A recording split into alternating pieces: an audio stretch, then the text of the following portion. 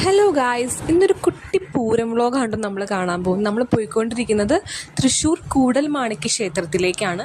അപ്പോൾ ഈ വഴി കുറേ പേർക്ക് മനസ്സിലായിട്ടുണ്ടാവും, നല്ല തിരക്കും ആ വെടിക്കെട്ടും കൂടി കാണുമ്പോൾ മനസ്സിലായിട്ടുണ്ടാവും നമ്മുടെ കളമശ്ശേരി റൂട്ടാണ്. നല്ല ബ്ലോക്ക് ഉണ്ടായിരുന്നു. ഞങ്ങൾ ആഫ്റ്റർ ഓഫീസ് ഒരു 7 o'clock ആയപ്പോഴാണ് ഞങ്ങൾ ഇറങ്ങിയത്. സോ നല്ല ബ്ലോക്കാണ് കിട്ടി ഞങ്ങൾക്ക്. നമ്മുടെ ഫസ്റ്റ് ലക്ഷ്യം ഓഫ് കോഴ്സ് ഫുഡാണ്. സോ നമ്മൾ ശരവണ ഭവനിലേക്കാണ് പോയത്. നമ്മൾ അവിടെ നിന്ന് നമ്മൾ മസാല ദോശ, നെയ് റോസ്റ്റ്, അങ്ങനെ പല പല ഡിഷസ് നമ്മൾ ഓർഡർ ചെയ്തു. നമ്മൾ വയറ് നിറയെ ഫുഡ് കഴിച്ചു. എന്നിട്ട് നമ്മൾ അവിടെ നിന്ന് നേരെ തിരിച്ചു.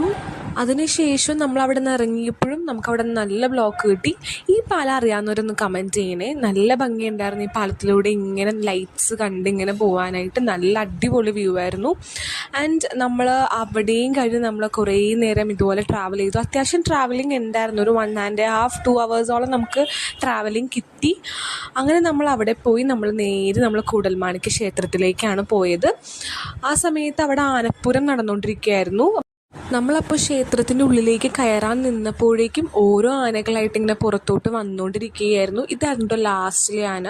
എൻ്റെ ഫസ്റ്റ് എക്സ്പീരിയൻസ് ആണ് ഒരു ആനപ്പൂരം എന്ന് പറയുമ്പോൾ. അപ്പോൾ എനിക്കും നല്ലൊരു എക്സൈറ്റ്മെൻറ്റ് ഉണ്ടായിരുന്നു. അപ്പോൾ ഓരോ ആനകളും ഇതുപോലെ തന്നെ ഇങ്ങനെ പോയിക്കൊണ്ടിരിക്കുകയായിരുന്നു. അതിനുശേഷം എല്ലാ ആനകളും ഇങ്ങനെ നിരന്ന് നിന്നിട്ട് നമ്മളെ ചെണ്ടമേളമൊക്കെ ആയിരുന്നു. എനിക്കിതിൻ്റെ കറക്റ്റായിട്ട് പേരെന്താണെന്ന് അറിയില്ല, പക്ഷെ അതും എനിക്ക് നന്നായിട്ട് ഞാൻ എൻജോയ് ചെയ്തു. പിന്നെ അതിൻ്റെ സൈഡിൽ തന്നെ ഒരു കഥകളിയുടെ മേക്കപ്പ് ഞങ്ങൾ കാണാൻ പോയി. ഇതും ഞാൻ ഫസ്റ്റ് ടൈമാണ് ഒരു കഥകളി മേക്കപ്പൊക്കെ കാണുന്നത്. ആൻഡ് അവരുടെ ക്ഷമയൊക്കെ നിങ്ങൾ കാണണം. അത്രയും നല്ല പേഷ്യൻസിലാണ് ആൾക്കാർ ഒരുങ്ങുന്നത്. അത് കണ്ടപ്പോൾ എനിക്ക് ഭയങ്കര ഇമ്പ്രസീവായിട്ട് തോന്നി.